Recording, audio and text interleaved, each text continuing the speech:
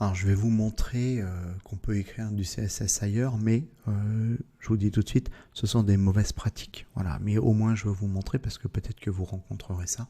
La bonne pratique et la meilleure pratique étant d'écrire du CSS dans un fichier propre, donc un fichier qui a l'extension CSS. Bon, donc là, on peut écrire du CSS directement dans le document HTML. C'est-à-dire que dans l'entête, ici, entre la balise ouvrante et la balise fermante head, eh bien, on peut créer une balise qui s'appelle style. Voilà, donc là, c'est balise ouvrante et balise fermante. Donc, entre ces deux paires de balises, eh bien, on peut écrire du CSS. Alors, admettons que là, je veuille donner la couleur bleue au paragraphe. À ce moment-là, donc, le paragraphe et le sélecteur, donc j'ai écrit mon sélecteur, voilà, j'ouvre et je ferme mes accolades et entre les deux, donc je vais mettre une propriété, donc là j'ai dit je voudrais écrire en bleu, donc la propriété c'est la propriété color et ensuite la valeur, ben, je vais écrire blue pour bleu, voilà, CTRL S et là, bien mon titre, mon paragraphe va être écrit en bleu. Si j'actualise, vous voyez, mon paragraphe a été écrit en bleu. Donc,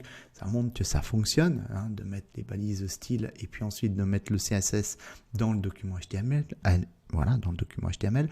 Mais, encore une fois, c'est une mauvaise pratique. Voilà, donc ça, je retire. Donc, encore une autre chose que vous pourriez éventuellement voir, qui est encore pire, c'est carrément d'envoyer dans la balise, de rajouter un attribut, donc l'attribut style, voilà, donc comme tout attribut, hein, c'est égal, double cote, et là dedans, ben, je vais écrire color, blue, voilà.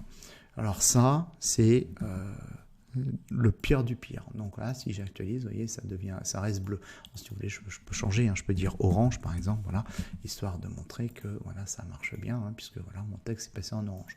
Donc, vous pouvez aussi rencontrer ce genre de choses. C'est tout ça de la mauvaise pratique. Voilà, je le redis et le redis encore. C'est de la mauvaise pratique. Prenez l'habitude de pointer sur un fichier CSS en utilisant la balise link avec l'attribut rel et l'attribut href et dans le fichier qui a l'extension CSS, communément appelé style.css, bien là-dedans, on va écrire tous nos sélecteurs avec leur couple propriété-valeur. Et ça, on peut en faire à la volée. C'est-à-dire que là, donc là, du coup, comme j'ai fait ça, si j'actualise, mon texte, il est repassé en noir. D'accord ? Ben là, je peux dire, je voudrais qu'il soit en vert. Voilà. Donc là, je prends mon sélecteur P, j'ouvre et je ferme mes accolades et dedans, donc j'ai dit, ben, je prends la propriété color et je dis en vert. Vert, c'est green. Voilà. Et là, vous allez voir que le texte, le paragraphe va être écrit en vert. Voilà. Donc on voit pas très bien. Hein. Ça y est, c'est bon.